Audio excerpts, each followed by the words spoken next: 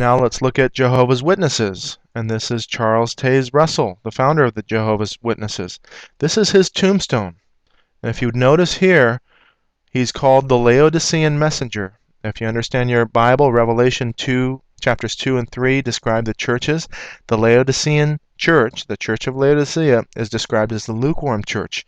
This church, because it's lukewarm and neither hot or cold, Jesus says that he will spew this church out of his mouth. And that's the graphic description that Jesus says about this church. It should give you a clue as to what this is all about. Why would you even consider being a Laodicean messenger? In the front of the tombstone, this is the back of the tombstone, but in that area is also a memorial to Charles Taze Russell and the Jehovah's Witnesses. And so you can see the shape of that is a pyramid with capstone. You also have the cross and crown, which is Knights Templar York Rite Freemasonry. It just so happens that this building behind this memorial is the Greater Pittsburgh Masonic Center, and you can see the square and compass there. So Freemasonry, Freemasons starting this Jehovah's Witness cult. They have all kinds of weird beliefs. They have their own version of the Bible, which is the New World Translation, and that is a gross mistranslation of the Bible. Watchtower Bible and Tract Society here, and you can see a close-up of that with the cross and crown. I don't know whether or not there was an eye at the top or not. Does not look like it. Looks like more like hewn cut stone. Now this is the cross and crown, Knights Templar. You can see the Order of the Knights Templar, use of the cross and crown. This is actually a phallic symbol, the crown being the female and the cross being the male through that. So they all do things, these Freemasons, to make it look like they're Christian, but they're not. But look at here, his literature. Here's the sun disk, or the winged sun disk of the Egyptians, and he's using this for his students, Bible students. Remember, Egypt represents bondage. It is clear in the Bible that Egypt represents bondage. And you can see here his use of the pyramid in his diagrams with the eye of Lucifer at the top, and then mixing in all of these artifacts from the Old Testament and the Ark of the Covenant. Now, why in the world, again, would you use anything Egyptian? Here's the cross-section of the plan. You can see that also that the pyramid is uncapped there. So the divine plan shown in the Great Pyramid. His friend was a Rosicrucian, and he used many of his charts for his books. And so his Rosicrucian friend has, of course, the pyramid tombstone. And even a Rosicrucian order, you can see the use of Egyptian-style columns. And so you can see the literature here. And use of the Egyptian motifs. Here's the Watchtower magazine. There's a more clearer description on this side, and you can see the knighthood. These are papal knighthoods, and of course Freemasonry, which stems from Roman Catholicism and Freemasonry, Knights Templar stuff. Here's the Watchtower, and there is on the papal one of the papal crests in the Vatican, they use the Watchtower as well as many other symbols. You see lightning, Watchtower.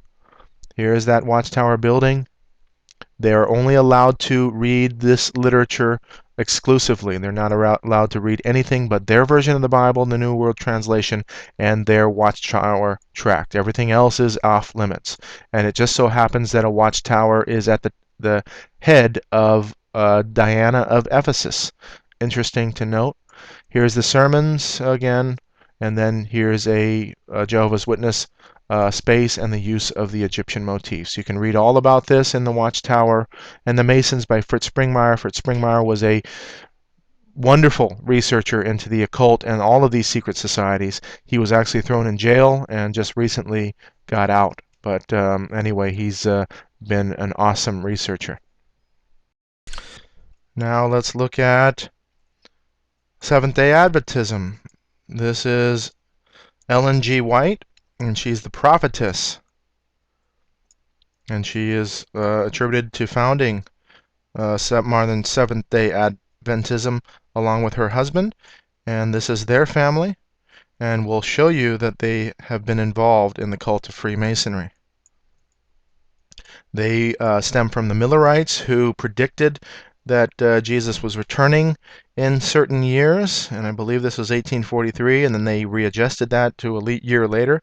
Now remember, in the Bible, it specifically says that if a prophet prophesies and it doesn't come true, then you can be assured that that prophet is wrong.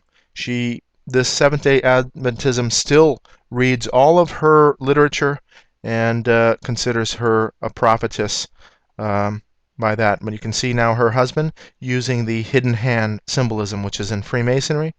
There it is again. And there is her husband again.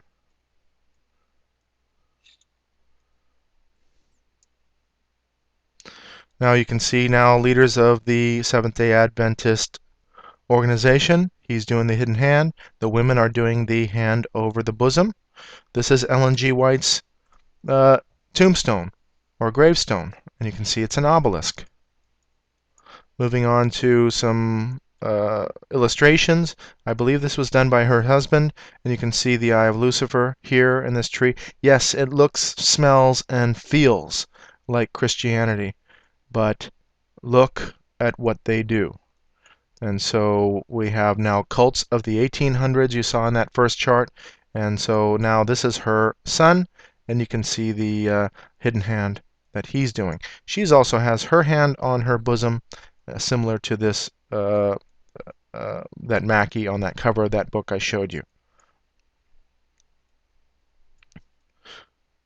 You can see here the Pledge of Allegiance is a Masonic sign. And now you can see the leaders of Seventh-day Adventism here. 1, 2, 3, 4, 5. And this person in particular, I believe, is here located. Oh no, it was Lord Brassey, sorry.